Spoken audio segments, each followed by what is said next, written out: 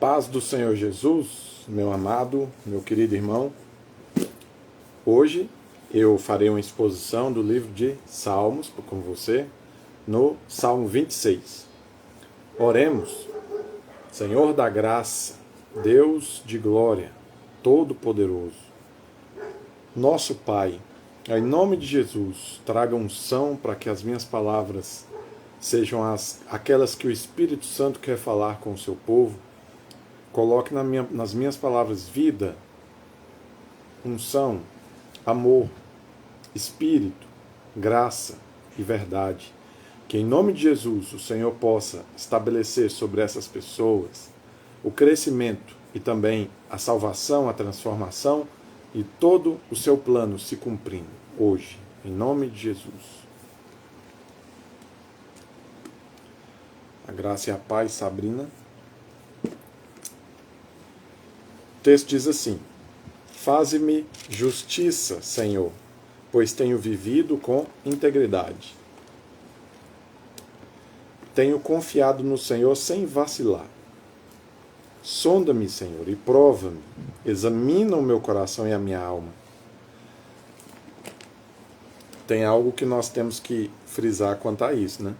Você sabia que a palavra de Deus, ela, pelo menos nós que vivemos debaixo da graça do Novo Testamento, não somos nós que ficamos nos avaliando. Nós não ficamos olhando para nós, olhando para dentro de nós, tentando encontrar alguma coisa ruim ou alguma coisa boa. Na verdade, é o Senhor quem olha para nós, né? Então, a sua oração, o seu pedido, deve ser assim: Senhor, me sonde e me mostre se há em mim algum pecado, algo que está me atrasando, algo que está me colocando uma pedra no meu caminho, me impedindo de avançar. Você pede o Senhor para mostrar a você. Então, quando o ser humano ele vive aquele comportamento neurótico de ficar sempre olhando para si, invariavelmente ele se entristece. Por quê? Porque quando você olha para dentro de si, você não enxerga de fato nada bom. Mas quando você pede o Senhor para sondar a sua vida, e Ele conhecer você através do exame e te dizer o que você precisa de fazer, isso sim tem poder de transformar você, de te mudar. Então, na nova aliança, não somos nós que ficamos fazendo introspecção, procurando os nossos pecados, defeitos e falhas. Não, nós oramos e pedimos ao Senhor para fazer isso. Então Ele vem e Ele traz uma luz sobre você, e essa luz, ela te mostra graciosamente e amorosamente o que você precisa de fazer. Então, o salmista, né? Ele diz: Faze-me justiça, Senhor, pois tenho vivido com integridade, tenho confiado no Senhor sem vacilar. Isso é muito importante, sabe? Confiar no Senhor sem vacilar. Pessoas confiam em Deus? Sim, pessoas confiam em Deus. Mas, de que modo elas confiam em Deus? Elas confiam vacilando, né? Então, às vezes você confia em Deus para você arrumar um emprego, mas você não confia em Deus o suficiente para você arrumar um marido. Ou você não confia em Deus o suficiente para você pagar uma conta alta de um empréstimo. E assim sucessivamente. Ou às vezes você tem um filho e você não confia em Deus o suficiente para você crer que aquele seu filho vai ter aquela enfermidade curada. Então, muitas das vezes nós confiamos em partes e nós confiamos de forma vacilante. Eu quero estimular você hoje e intimar você hoje a avançar em confiança em Deus, na sua confiança em Deus, para que você confie no Senhor sem vacilar, em todas as áreas, em todas as coisas. Por quê? Porque Ele é confiável. Eu tive uma experiência de o Senhor falar comigo em sonho, porque Deus fala em sonhos, mas não só em sonhos. E Ele me mostrou que Ele sempre esteve comigo em todas as situações difíceis que eu passei na vida. E que eu não tinha motivo para desconfiar dele, porque Ele sempre esteve lá. E isso curou, sabe, todas as desconfianças que eu ainda tinha do Senhor. Então, hoje eu sei que uma das possíveis soluções para a sua desconfiança sua falta de fé, sua falta de credulidade em Deus, é você pedir para Ele falar com você. Quem sabe, se você pedir para o Senhor falar com você, Ele vir e falar com você que Ele é de fato confiável, isso não resolve os seus problemas, né? Então, Deus pode resolver o problema de desconfiança que você tem no coração. Ele pode vir sobre você e trazer sobre você a luz para que você veja quem Ele realmente é, você veja que realmente Ele é confiável. E assim, esse problema de falta de confiança será resolvido. Mas, quando o problema de falta de confiança é resolvido, você passa a ser uma pessoa que vive em paz. Por quê? Originalmente nós não fomos criados para passar necessidade. Então, hoje, por causa do pecado, nós passamos vários tipos de necessidades diferentes. E isso nos gera ansiedade, preocupação. Mas quando você tem uma confiança inabalável no Senhor, quando você tem uma confiança plena no Senhor, isso te torna inabalável. De forma que, apesar das situações adversas acontecerem contigo, elas não derrubam a sua fé, não derrubam a sua felicidade, não derrubam a sua paz. Isso é muito importante para a sua saúde espiritual, emocional e física. Versículo 3. Pois teu amor está sempre diante de mim, e continuamente sigo a tua verdade. Não me associo com homens falsos, nem ando com hipócritas. Detesto o ajuntamento dos malfeitores, e não me assento com os ímpios. Lavo as mãos na inocência, e do teu altar, Senhor, me aproximo, cantando hinos de gratidão e falando de todas as tuas maravilhas. Eu amo, Senhor, o lugar da tua habitação, onde a tua glória habita. Não me des o destino dos pecadores, nem o fim dos assassinos, que é o quê? O inferno, o lago de fogo. Porém, se ele recebe a Cristo, ele passa da morte para a vida. Eu digo a você que um pecador e um assassino tem mais chance de ser salvo do que uma pessoa que confia na sua própria bondade para entrar no céu. Porque nós somos salvos pela graça, mediante a fé. Pela fé, mediante a graça. Mas o que é mais importante também, né? Você vê que o salmista, ele não se associava com pessoas que viviam uma vida errada. Não faça isso também. Se tem pessoas que vivem uma vida totalmente errada ao seu lado, cuidado. Por quê?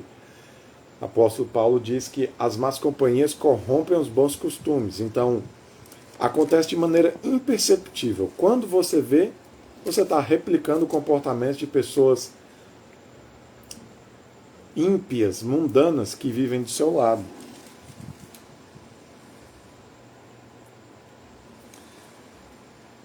Lava as mãos na inocência e do teu altar. Senhor, me aproximo cantando hinos de gratidão e falando de todas as tuas maravilhas. Veja, é necessário testemunhar. Jesus, ele nos deu o Espírito Santo e diz: e ser-me-eis minhas testemunhas, tanto aqui como na Judéia, como nos confins da terra. Testemunhar é muito importante.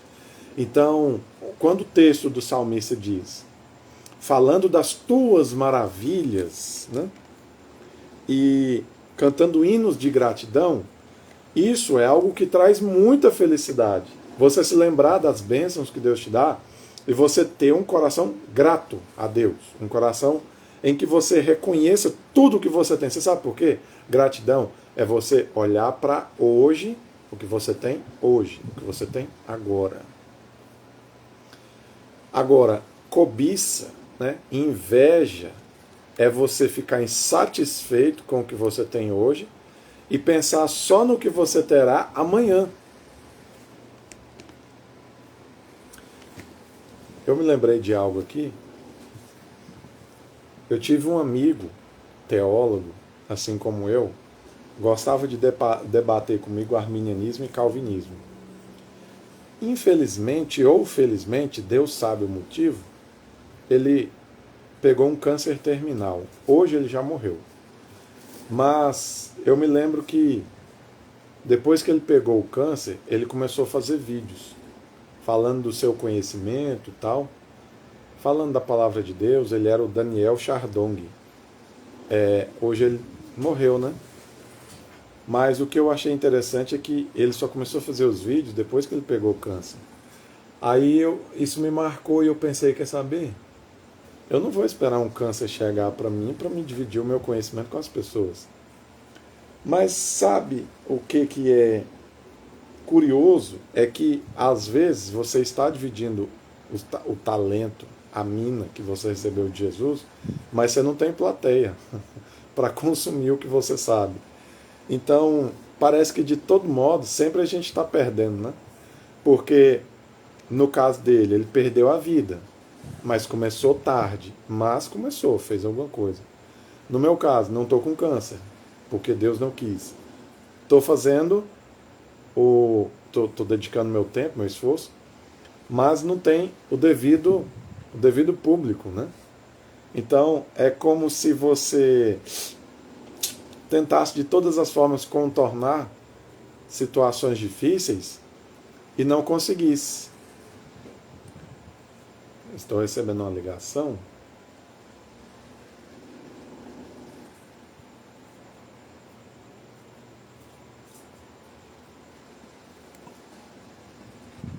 Wesley, você pode pegar a Rayane ali na entrada do bairro?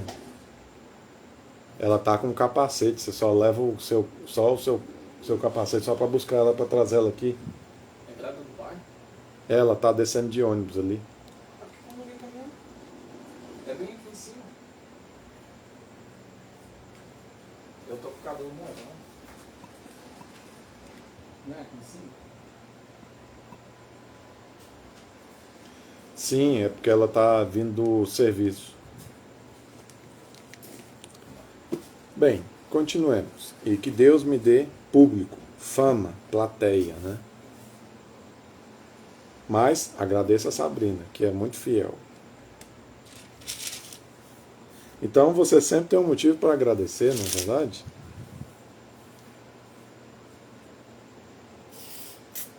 Eu amo, Senhor, o lugar da tua habitação, onde tua glória habita. Bem, isso pode ser interpretado como a igreja, né? O lugar de onde nós nos reunimos. Não me des o destino dos pecadores, nem o fim dos assassinos. Suas mãos executam planos perversos, praticam suborno abertamente. Mas eu vivo com integridade. Livra-me, Senhor, e tem misericórdia de mim. Os meus pés estão firmes na retidão, na grande assembleia, bendirei o Senhor. Então,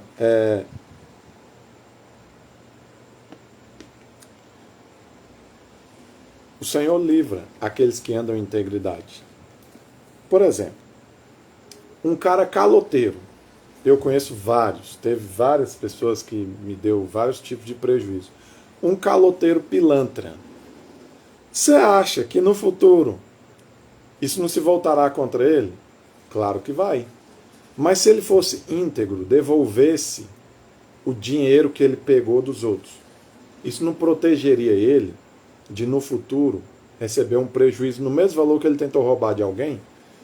Então, acabei de te provar que a integridade te protege, ela te livra de muitas dores, muitas mazelas na vida. As notas de rodapé dizem assim: é uma declaração de integridade moral e não de perfeição impecável. Isso, é verdade. O que ele tem dito é sobre integridade moral, né? Não de perfeição impecável. Ou seja, se você conhece a história de Davi, você sabe que ele pecou. Mas apesar de pecar, ele era um homem íntegro. Então, integridade não quer dizer que você nunca erre, mas quer dizer que pelo menos você tem como alvo a perfeição. Você não alcança, mas você tem como alvo. E você alcança muita coisa boa, digamos assim.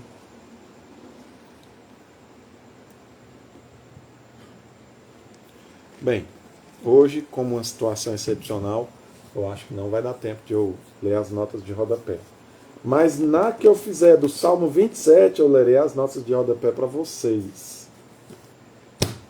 Porque como eu tinha dito, às vezes você não tem tempo ou disposição para ler as notas de rodapé de uma Bíblia de estudo, então eu farei isso para você saber o que é que tem escrito nessas notas de rodapé, que são opiniões de teólogos, né, que ajudaram a escrever essa Bíblia. Você busca ela lá? É dentro do setor ou é corredor da Malbec?